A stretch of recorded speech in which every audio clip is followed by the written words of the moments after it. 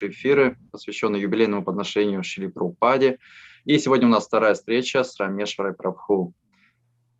Хари Кришна, пожалуйста, вам слово, дорогой Рамешвара Прабху. Dear Suрешвара Prabhu, it's your word, please. Okay.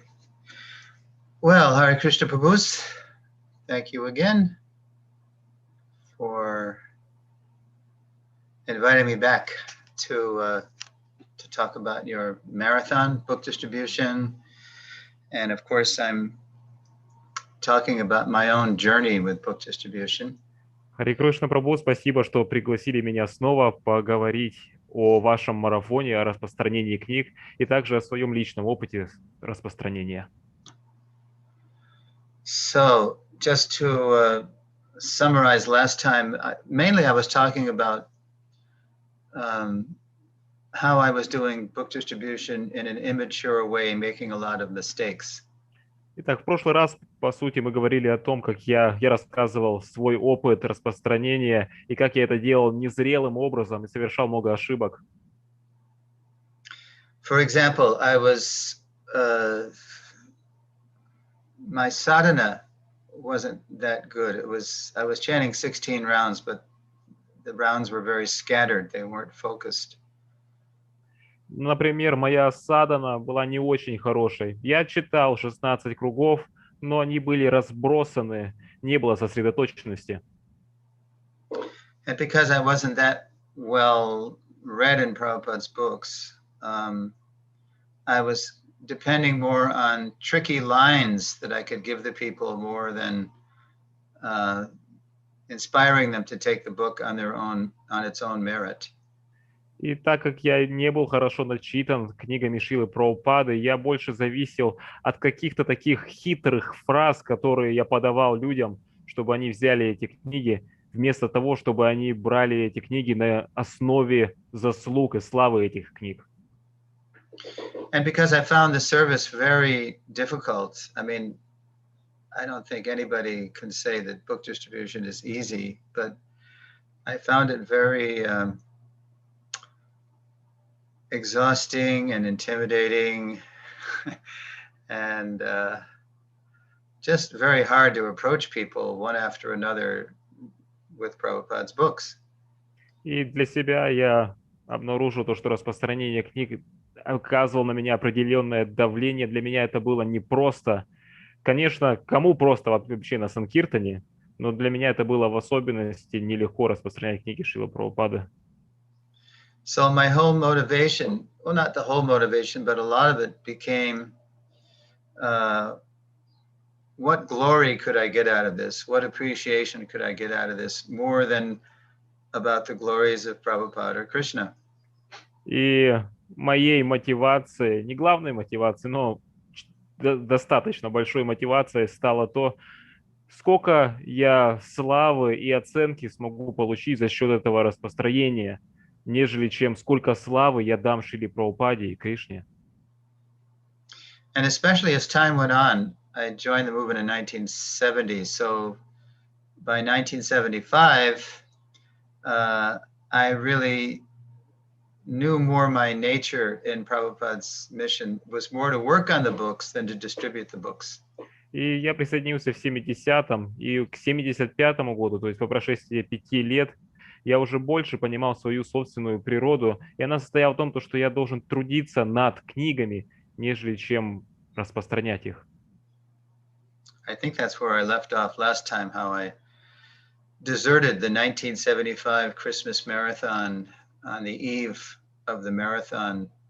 I mean, you have a marathon in Russia, so you're listening to a person who deserted a marathon. So I don't know how qualified I am to address you, but I did desert the 1975 Christmas marathon right as it was about to begin. Итак, в прошлый раз я как раз остановился на том, что в 1975 году перед рождественским зимним марафоном я стал, по сути, дезертиром. Перед началом этого марафона я сбежал из храма и перебежал в другой. И у вас сейчас также проходит марафон. И, по сути, вы сейчас слушаете лекцию от дезертира, который убежал от распространения. Поэтому я даже не знаю, если я квалифицирован, чтобы говорить об этом. but I was deserting it for a higher cause, and the higher cause was I was going to hitchhike from Florida, where I was based, to California, all the way across the country to join the BBT. Но я дезертировал, так сказать, убежал ради более высшей цели. То есть я из Флориды до Калифорнии, то есть через всю страну с одного побережья на другой, пересадками на машинах доехал, чтобы служить там в BBT. And it worked. И это сработало. The BBT took me on as a trainee to learn how to index Prabhupada's books. And then after I was trained, I did it for 4 years. Итак, это все сработало. BBT приняла меня в качестве интерна, то есть я некоторое время обучался, и потом они приняли меня на это служение, я его выполнял несколько лет.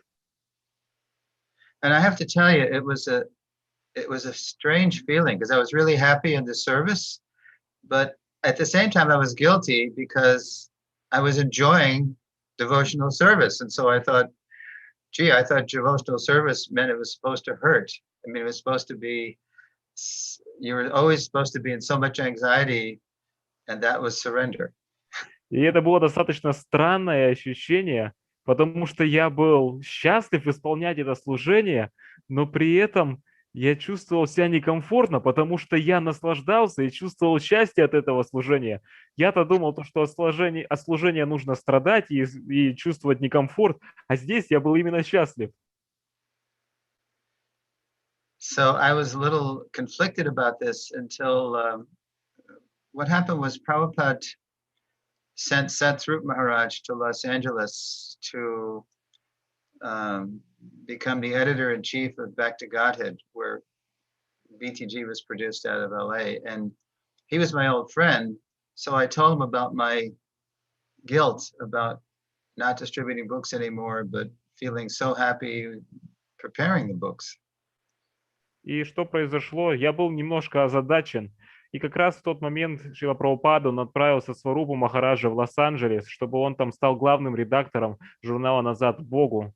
И он был моим старым другом, и я с ним поделился, то, что у меня было такое странное ощущение, то, что я вот здесь испытываю определенное счастье от служения.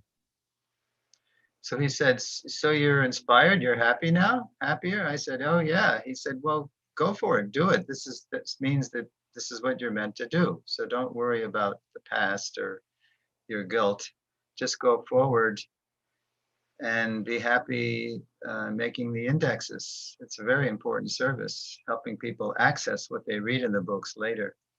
И он спросил, то есть это чувство вины, оно к тебе ни к чему. Ты же счастлив, ты выполняешь служение. Более того, это очень значимое служение, ты делаешь оглавление для книг, и это помогает людям в дальнейшем найти им то, что нужно. То есть продолжай.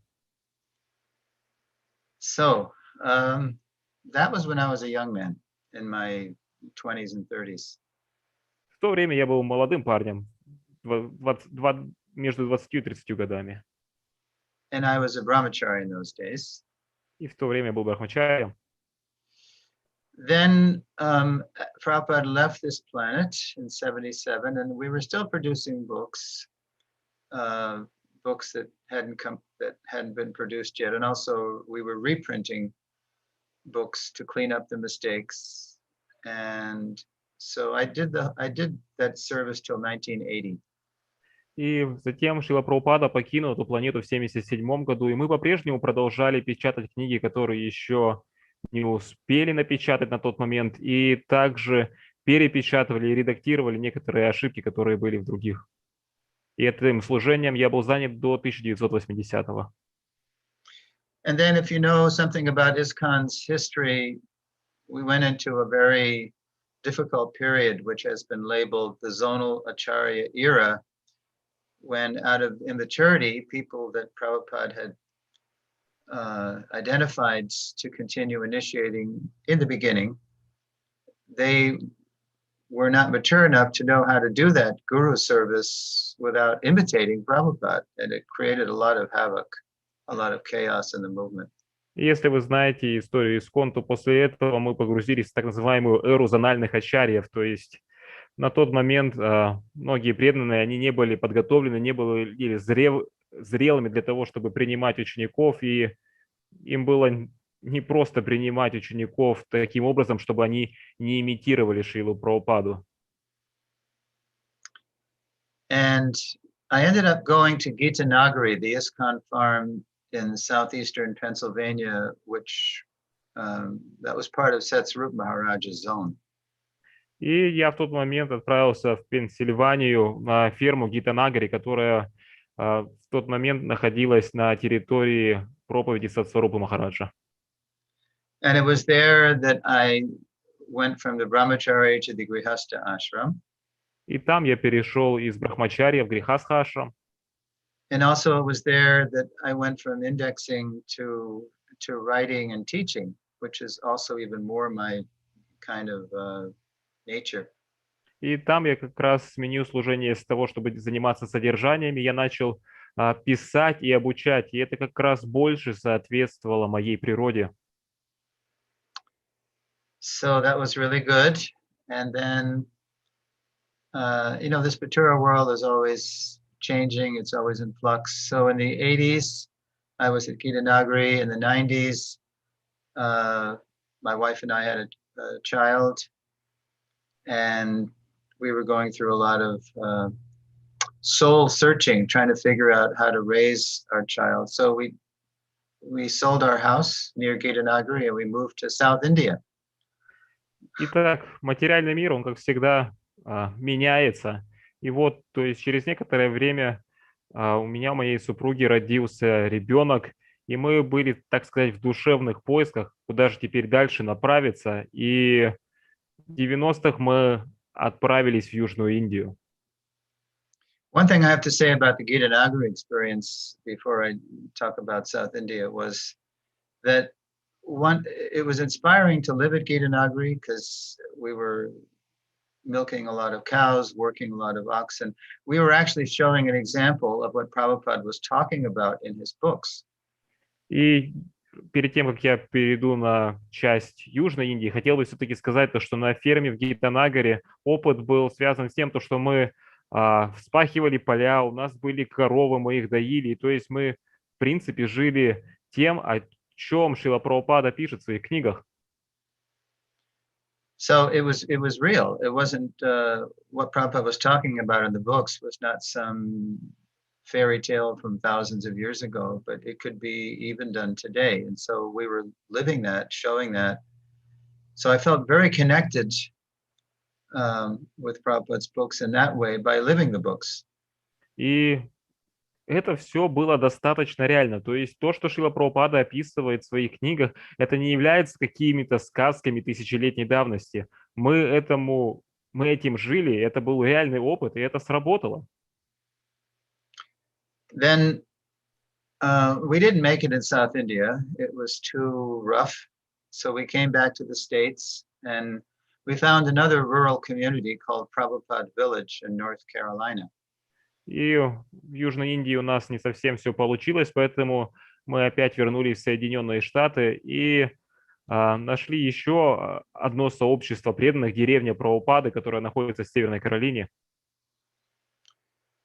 And it was a nice place, but unfortunately, this is where my Grihastha ashram began to fall apart.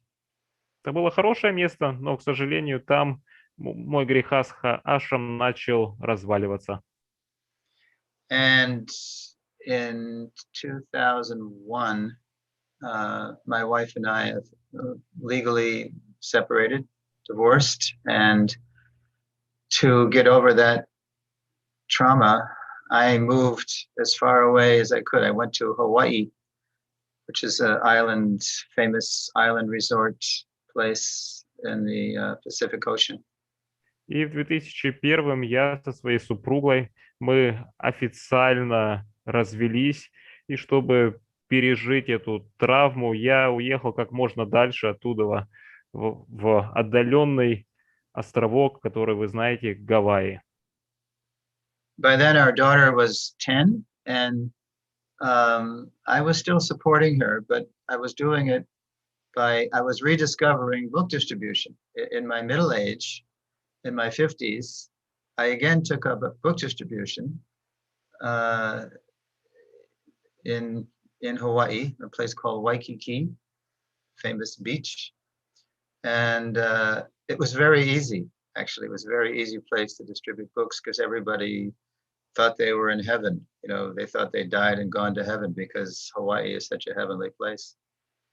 И на тот момент моей дочери было 10 лет, я поддерживал ее, и в тот момент я также заново начал открывать для себя распространение книг. Я распространял их в Гавайи, в месте, которое называется Вайкики пляж. Достаточно легкое место для распространения книг, потому что люди уже и так думают, что они находятся в раю.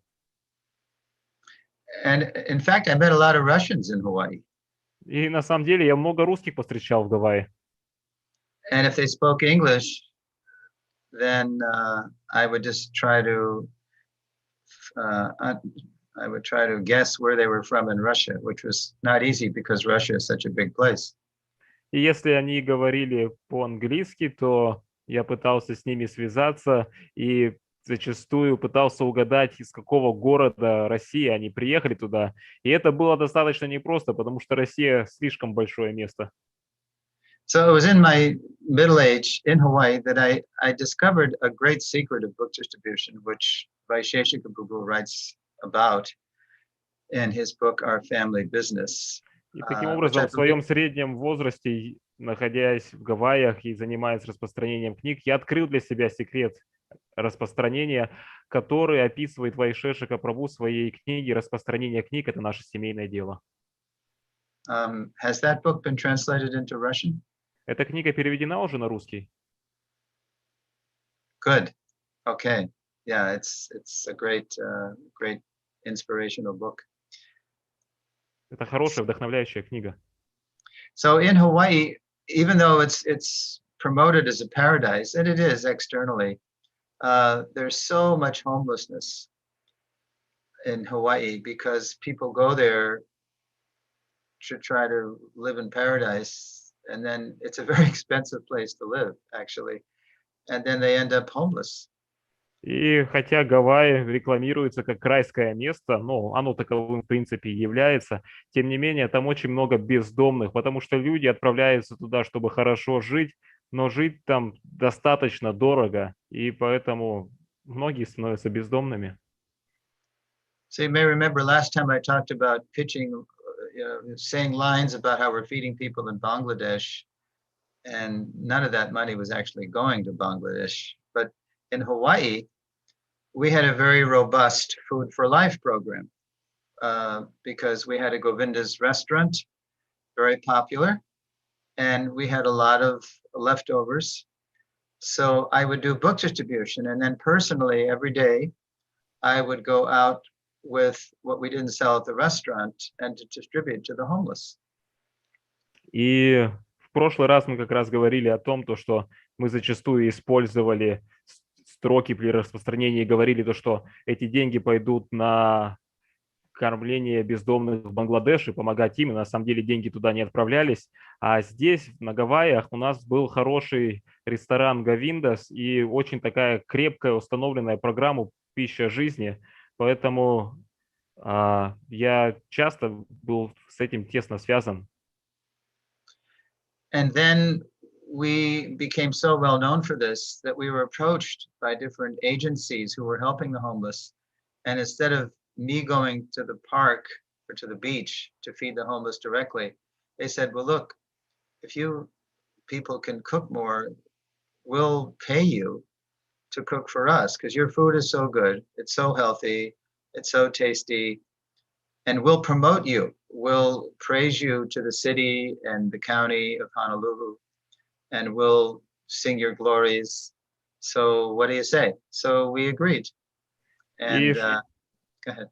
И что дальше произошло, так как наша программа «Пища жизни» была очень хорошей, то через какое-то время благотворительные организации начали связываться с нами, и они говорили, вместо того, чтобы вам ездить там куда-то и распространять, раздавать пищу, давайте мы будем лучше вам платить, чтобы вы также и для нашей организации готовили, и мы раздавали, потому что у вас уж очень вкусно и все хорошо получается. И Таким образом, эта программа начала разрастаться все больше и больше, и уже в округе Гонолулу там тоже распространилась. Очень все хорошо продвигалось. So when I would stop people, I would lead with that. I would lead with our Food for Life program, which stopped them. And they were inspired that we were doing that good work. And then as a kind of gift, depending on, first I would talk to them for a few minutes to see how, advanced they were or not.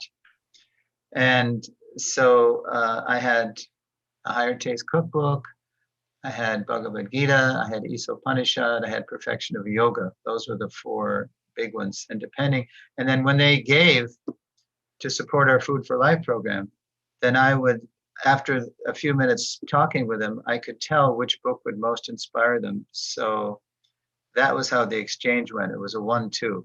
Lead with prasad and end up with a book.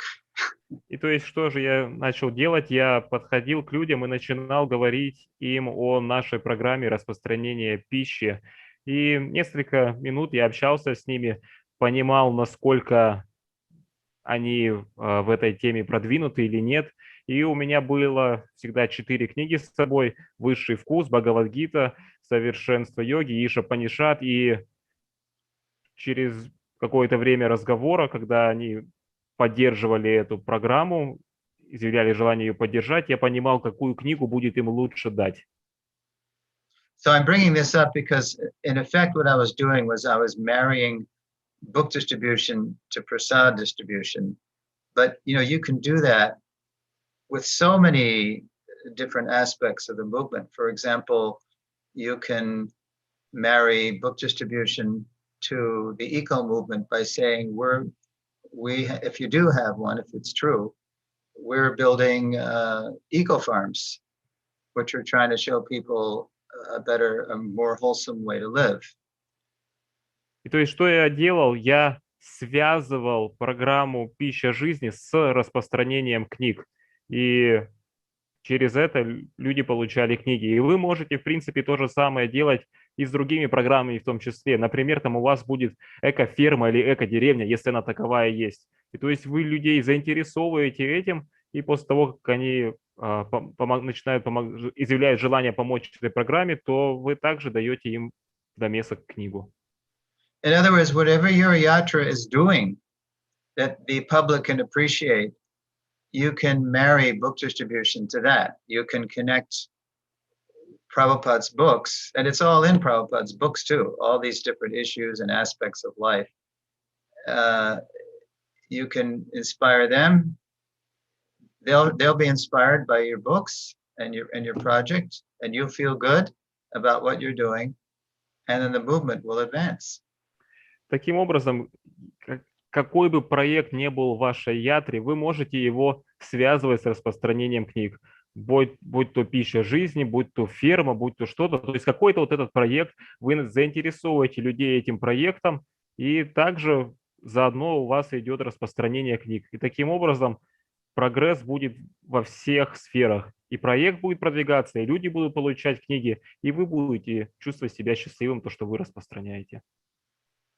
Because at least my experience has been, it's a rare person who actually, you go up to a person, we say cold, they don't know you, you don't know them, and you present them a book that they don't know anything about, and then you just try to present the book on its merit, in a few minutes in a hustle bustle environment. It's much easier. It's a much more intelligent way, I found, to just connect with them on something that they can appreciate and care about, and then bring the book in after that. И то, что я обнаружил, то, что достаточно сложно и редко получается, то, что вы к человеку подходите и сразу сможете заинтересовать его именно книгой на основе славы самой книги. А обычно проще и более такой разумный подход – это связаться с ними на том уровне, который им будет близок, то есть посвятить их в этот проект, рассказать им об этом и уже потом привнести туда книгу. This is called in English an icebreaker. I don't know how you say it in Russian. По-английски, да и по-русски, в принципе, мы это называем ледоколом. And in Vaisheshika Prabhu talks about what he does to break the ice. This is the same psychology, but it's a little different. You just ask them where they're from. И Вайшешка Прабху также говорит о схожем методе, который является ледоколом. То есть он просто спрашивает людей: откуда вы?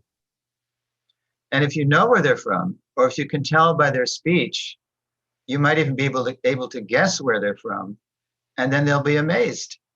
А если вы знаете, откуда они, или предполагаете, или можете по их речи определить, откуда, и вы сможете предположить и угадать, то они будут удивлены, приятно удивлены. Because they're, by and large, at least, for example, in Hawaii, when I was in Hawaii, if I could guess where they were from, we were immediately friends. Потому что, ну, по крайней мере, как у меня было на Гавайях, если я мог угадать, откуда человек, то мы сразу же уже становились друзьями. Because in America, everything has a regional accent. I'm sure that's true in Russia too. I mean, the way they speak Russian in St. Petersburg, I'm sure it's different from the way they speak in Vladivostok or Kazan. Every region has its twang, its way of saying the language. Потому что, по крайней мере, как в Америке, все очень разбито региональным образом. То есть есть определенные региональные акценты. Могу предположить то, что, возможно, и в России точно так же стиль речи и говор, например, который будет в Санкт-Петербурге, будет, возможно, отличаться от того, как это люди произносят и говорят во Владивостоке. So the whole principle is establishing a common ground. First of all, before you even get into the books, through where they're from, or you ask them a question that could inspire them to answer in a way that you're going to tell them something they don't know. Like, did you know that Hawaii is a paradise, but it's got the worst homeless problem in America? Did you know that? И, то есть, первым делом, что нужно сделать, это установить такую точку соприкосновения еще до книг. Можно это сделать разными способами. Например, там, задать вопрос: а вы знаете то, что, несмотря на то, что Хавайи считается райским местом, тем не менее, это самое большое количество бездомных в Америке именно здесь.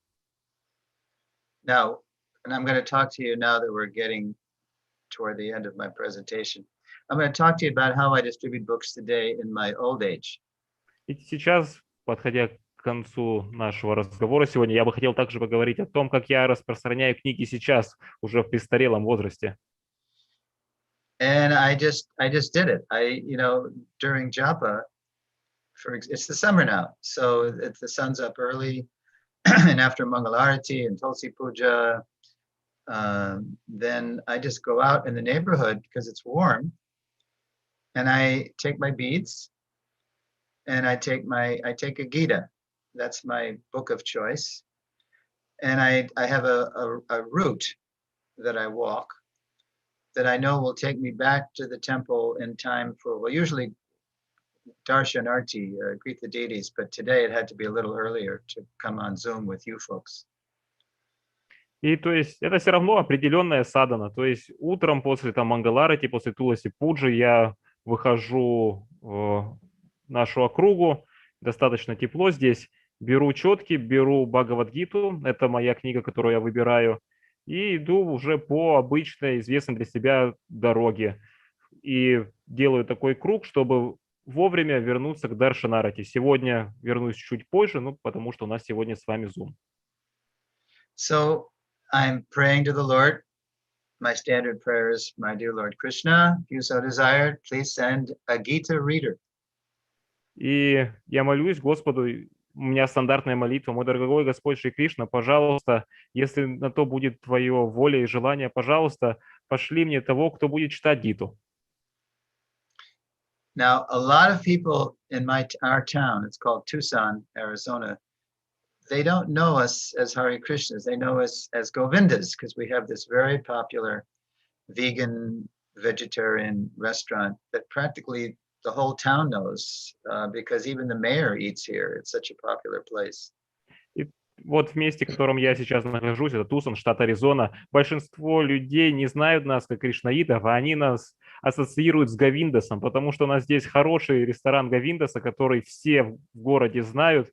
В него даже приходит мэр частенько поесть, потому что ресторан на самом деле хороший. So how do I break the ice? И то есть Well, какой же у меня ледокол с ними? almost everybody in America has a dog. Почти у всех в Америке есть собака. We have a saying, if you love me, or even Papa would say this, if you love me, love my dog. И есть такая поговорка, даже Прабхупада ее иногда говорил: если любишь меня, люби мою собаку. So either people are running with their dogs because they like to run and stay in shape, or they're just taking a morning stroll with their dogs. And so the first thing I say to them, I make some remark about their dog. That's how I break the ice. И то есть, что по утрам происходит, люди или бегают вместе со своей собакой, чтобы поддерживать свою физическую форму, или же просто выходят с ней на утреннюю прогулку. И мой ледокол с ними состоит в том, что я что-то хорошее говорю о их собаке. Oh, sir, you have 3 dogs. You're outnumbered. They're pulling you, but that's pretty smart because they're pulling you along. You don't have to walk as hard because they're just pulling you. I just make О, some joke. у вас 3 собаки, это достаточно смышленно, то есть теперь это не вы их тащите, а они тащат вас, чтобы вам было проще идти. Хороший выбор. Ну, вот такую шуточку делаю. Because in America they say dog is man's best friend. This is Kali Yuga. You eat the cow and you love your dog. Потому что в Америке говорят, что собака – друг человека. Это Кали-юга. Ешь корову, а любишь собаку. So as soon as they see you're interested in their dog, you become their friend. They like you, and they stop. Oh, yeah, this is a Cocker Spaniel. This is a Saint Bernard. This is a Greyhound, and they just want to tell you all about their dog. И как только они замечают, что вы заинтересованы их собакой, то, что она вам понравилась, вы сразу же становитесь их другом, и они начинают все об этом рассказывать, то, что это Сен-Бернард или там овчарка, и начинают говорить о своей собаке. Oh, Mrs. Jones, you've taught me so much about your dog. I'm going to give you a prize today. I'm going to give you a present because Govindas. Are you familiar with Govindas? I'll say to them, and most of them are. И после этого я им говорю: вот там, мистер Джонс, вы мне рассказали столько много хорошего про свою собаку, поэтому хочу сделать для вас небольшой подарок. Вы же знаете о ресторане Говиндас? И большинство людей, да, отвечают положительно. We're going to give you our yoga wisdom book, and then I might open it up to a picture. And this is our 35th anniversary of being in Tucson, Arizona. So we're giving it to all the intelligent people today. You know, flattery will get you everywhere. So, and here's a bookmark in the book, and this is a reminder to come and visit us at Govindas. И я бы хотел дать вам книгу о мудрости йоги, и обычно там продемонстрирую какое-нибудь изображение из этой книги. И после этого говорю то, что у нас сейчас на самом деле будет 35-я годовщина нашего ресторана Говиндаса здесь, в Тусоне, в Аризоне. И вы, как разумный человек, мы бы хотели дать вам вот этот подарок. Ну, как вы знаете, лесть вам всегда во всем поможет. Now I prepay the Gitas. I buy them by the case, and I just pay the cost that the temple paid the BBT. And so I don't have to worry about money. I just give them as gifts. But the way I do it is I make sure that they're actually interested. Of course, I don't want to throw the book away if they're not interested. So I say, now there's only one price for this gift, your interest. Are you interested in yoga philosophy? Because yoga is big too. И что я обычно делаю, на самом деле, я покупаю эти книги уже с предоплатой из храма по цене BBT. И поэтому, когда я общаюсь с людьми, то мне нет нужды волноваться о деньгах. И единственное, что я как раз и говорю им, цена за эту книгу – это ваша заинтересованность. То есть, если я вижу, что человек заинтересован, то я даю им эту книгу. So everybody's interested in eating. Everybody has to eat. Most of them have heard about Govindas. And I'm only in the neighborhood, so I'm really close. So so the yoga philosophy may intrigue them, and definitely our our award-winning vegan vegetarian restaurant intrigues them. And that way it's very easy. In my old age, I've re-identified myself not as a book distributor, but as a book gifter. И, конечно же, все всегда заинтересованы в еде, и то есть мы их заинтересовываем Говиндасом, также мы их интригуем затем философией йоги, и после этого, да, я им дарю эту книгу, и то есть я теперь себя переименовал не из распространителя книг в дарителя книг.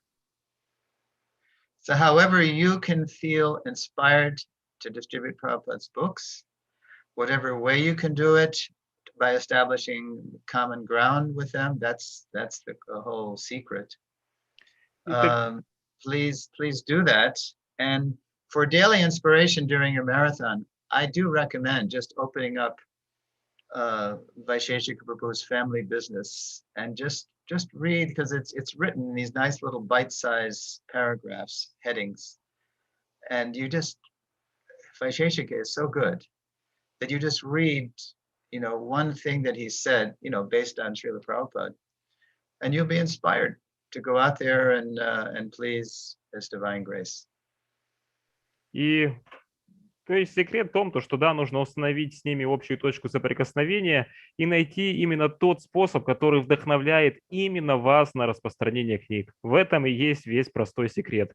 И еще также ежедневное вдохновение можно получать, если вы будете читать книгу Вайшешки Прабху. Вайшешка Прабху на самом деле чрезвычайно замечательный, преданный, и эту книгу, которую он написал, она вдохновляет. Все основано на словах Шрили Прабхупады, и просто там можно читать вот эти небольшие параграфы, цитаты, и они будут вдохновлять вас. So now you have heard one man's journey, one aspiring devotee's journey through book distribution, and now I'm more than ready to take your questions and comments.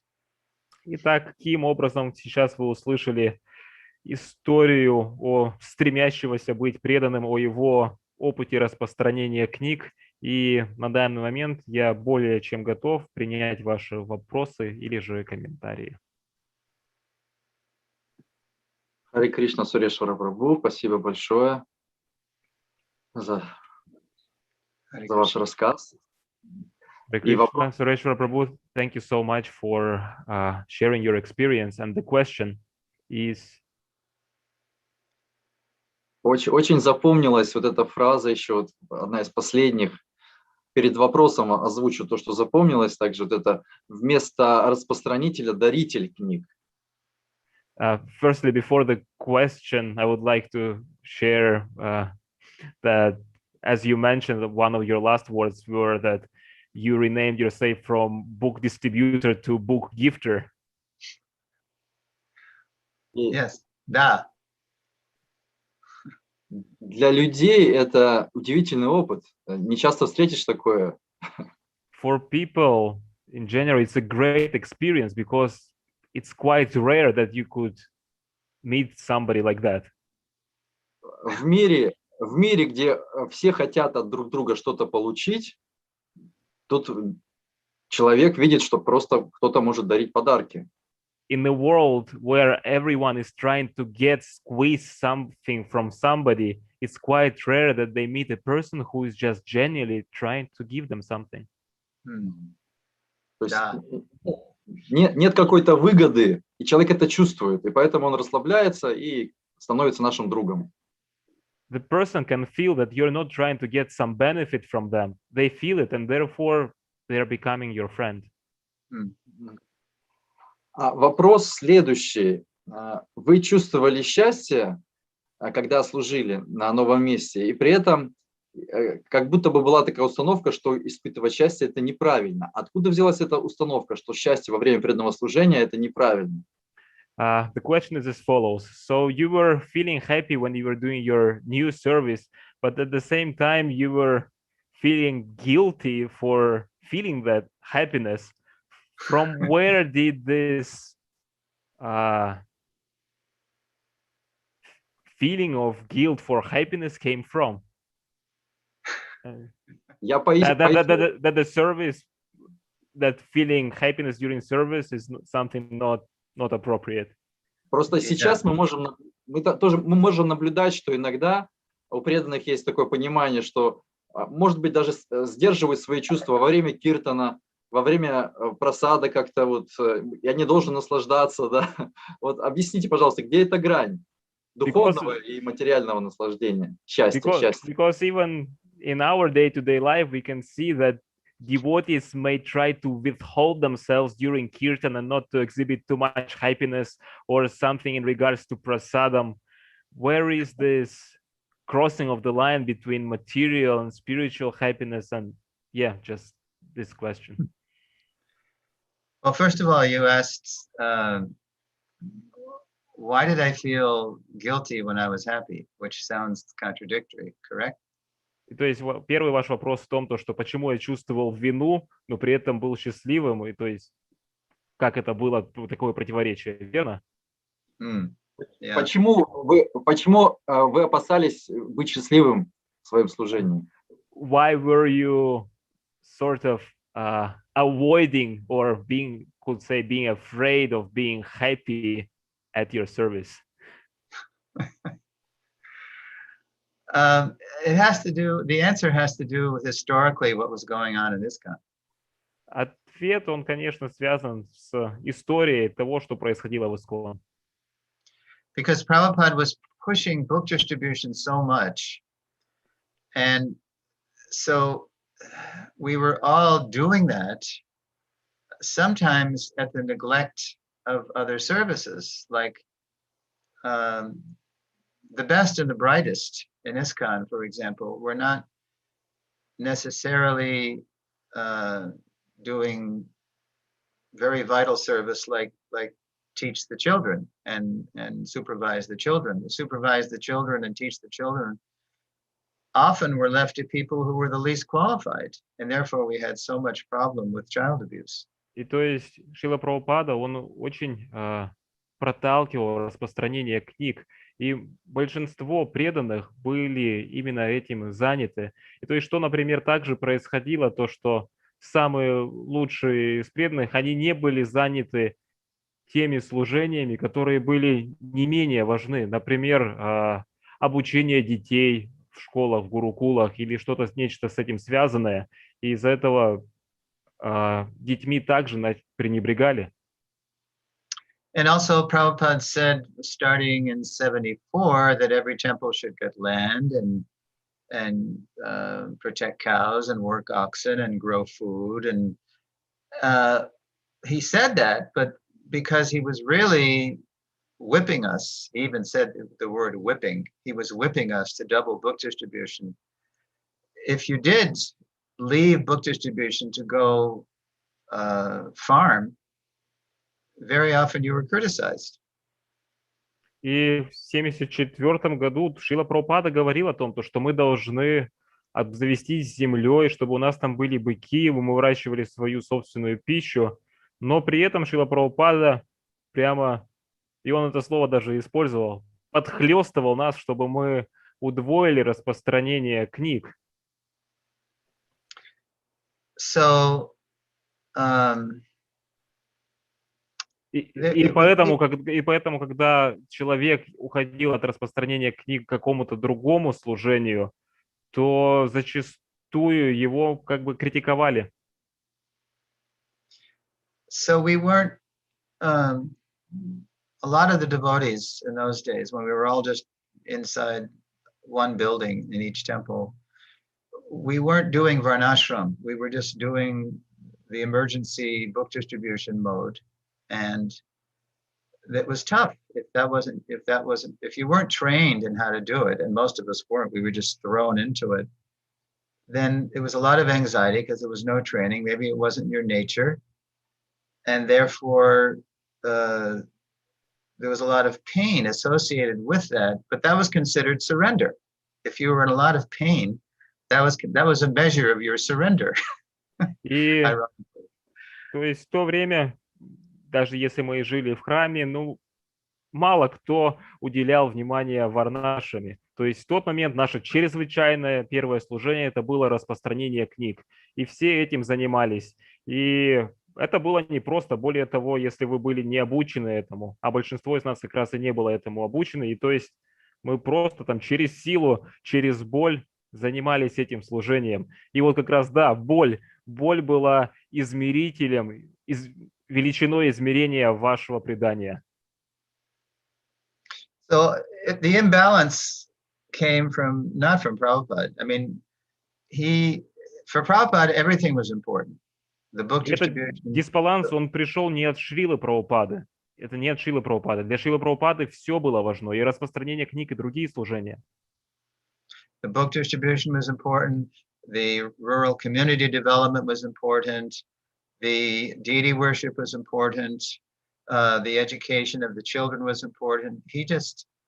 He wanted to spread Krishna consciousness everywhere at once, but in our immature state, we couldn't understand that because he did stress, of all those things, he did, of course, stress book distribution because book distribution was what supported everything else.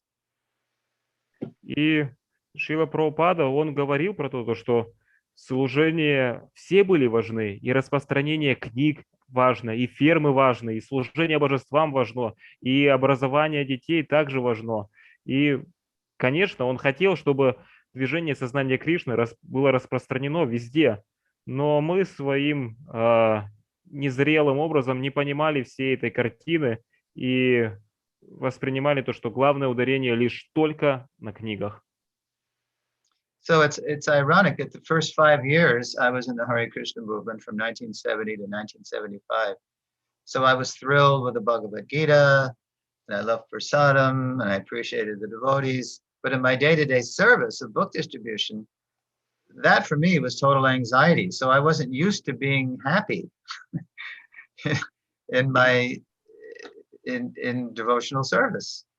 И то, что за счет распространения книг все остальные служения также пропитываются и процветают.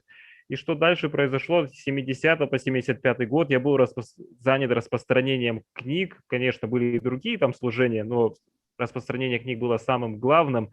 И так как это было для меня непросто, то вот эти все 5 лет я был просто несчастлив, у меня не было счастья. Now the question you asked, as your question went on, was what's the line between being happy in devotional service or what is the nature of happiness? Well, a devotee is, as the devotee matures, the devotee is happy by the happiness of Guru and Krishna. И к вашему вопросу о счастье в сознании Кришны, то по мере прогресса и зрелости преданного ему наставляет счастье то, когда Гуру и Кришна счастливы. So, right in the Gurvastic prayers we sing, it says when the spiritual master sees the devotees taking Bhagavat Prasad, he is satisfied. So we don't have to feel guilty that prasadam tastes so good and then it makes us happy. We can just think that Prabhupada is happy that we're taking Krishna Prasadam instead of eating at McDonald's. И таким образом, вот, например, даже в молитвах Гурваштаки там говорится то, что духовный учитель, он счастлив, когда преданные принимают Кришна Прасад. Поэтому нам нет нужды там ощущать какое-то чувство вины, когда мы принимаем вкусный, хороший прасад. И таким образом мы, да, доставляем радость духовному учителю, а не то, что мы там едим в каком-нибудь там Макдональдсе. Prabhupada would say, chant and be happy. Прабхупада говорил, воспевайте и будьте счастливы. He wants us to be happy. Он хотел, чтобы мы были счастливы. But be happy as servants, as Но будьте givers, счастливы как слуги, как те, кто дает служение, and not as exploiters, as takers. а не те, кто пользуются и принимают. So that's the journey that we're on.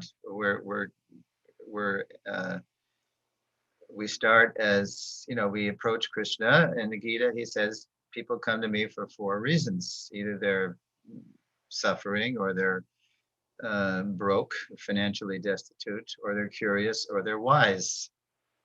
И это то путешествие, через которое мы проходим, как Кришна, он говорит в Бхагавад-гите, то, что люди приходят ко мне по 4 причинам, или же потому, что они страдают, или уже у них финансовые трудности или какие-то желания, или они хотят познать истину, вопрошают.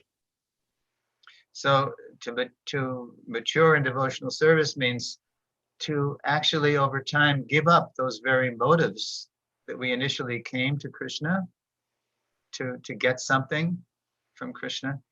As we learn about Krishna and as we experience Krishna in his holy name, in prasadam, in the philosophy, as we contact Krishna, then we fall in love with Krishna and we just want to please Krishna. And then the other motives we came with, they just drop off.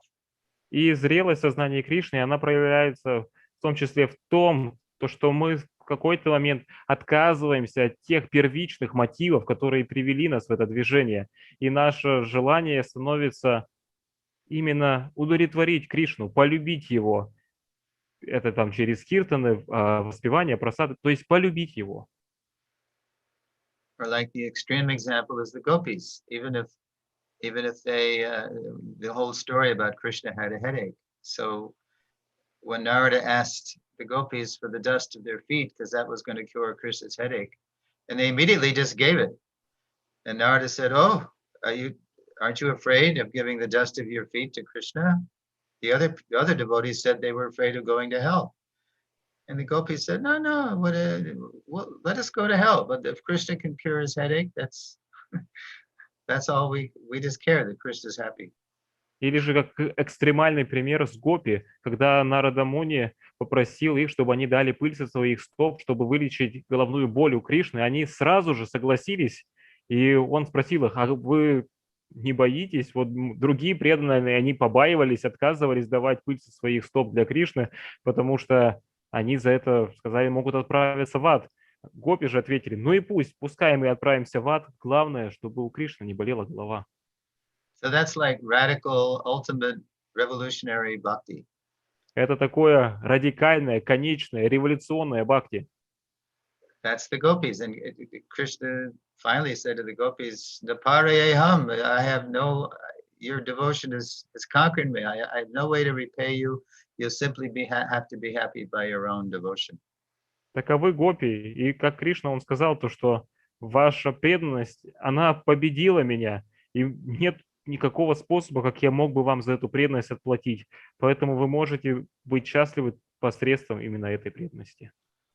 So as challenging as book distribution may be, especially in a marathon kind of situation, we can take solace in knowing that it's so pleasing to Prabhupada and Srila Bhaktisiddhanta, the whole Parampara, that this is the way the world is going to become Krishna conscious. Поэтому, каким бы трудным ни было распространение книг, в особенности в режиме марафона, мы можем принимать прибежище в мысли о том, что насколько сильно это будет удовлетворять Гуру Парампару, Прабхупаду, Кришну, в том, что мы будем приводить людей ближе к ним. And Prabhupada even once made an analogy to Marxist-Leninist propaganda. И однажды даже Прабхупада сделал пример с пропагандой марксизма и ленинизма. He said the way they prevailed, Marxism and Leninism, was that they just en masse, they were just this propaganda of distributing literature. И то, что он сказал, за счет чего они покорили всех, именно марксизм, потому что была массовая пропаганда литературы. Not just in the Soviet Union, but in India and everywhere they could, they would see where the people felt oppressed by the ruling class, and then they would distribute their literature. Workers of the world unite, throw off your chains. And that they knew how to appeal to people when they were suffering. И то есть это было не только в Советском Союзе или там в Индии, во многих странах, то есть там, где они замечали то, что рабочий класс страдал от управленческого класса, они находили подход к ним и говорили то, что давайте сбросим оковы рабства, и то есть посредством литературы покорили их. So Prabhupada told us to try to encourage us to distribute books. He said, if Marxism and Leninism, with its 10th class atheistic, materialistic philosophy, could persuade people, then Krishna consciousness is really what people are crying for. It's to reconnect with wonderful Krishna in such a direct, personal way, a full way. This will bring about a revolution in the consciousness of the world. Поэтому Прабхупада говорил, что если марксизм, ленинизм со своей какой-то третьей, четвертосортной философией, которая основана просто на демонизме и материалистичности, смогла убедить людей, то что же говорить о нашей философии, по которой душа каждого плачет, и люди стремятся к этому. Это то, что должно покорить сердца людей, и то, что принесет настоящую революцию в обществе. Because everybody in the material world deep down is suffering, whether you're Putin or Navalny or you're Donald Trump or you're Joe Biden, deep down you're suffering. Потому что все в материальном мире глубоко в своем сердце страдают. Будь ты Путин, Навальный, Трамп или Джо Байден.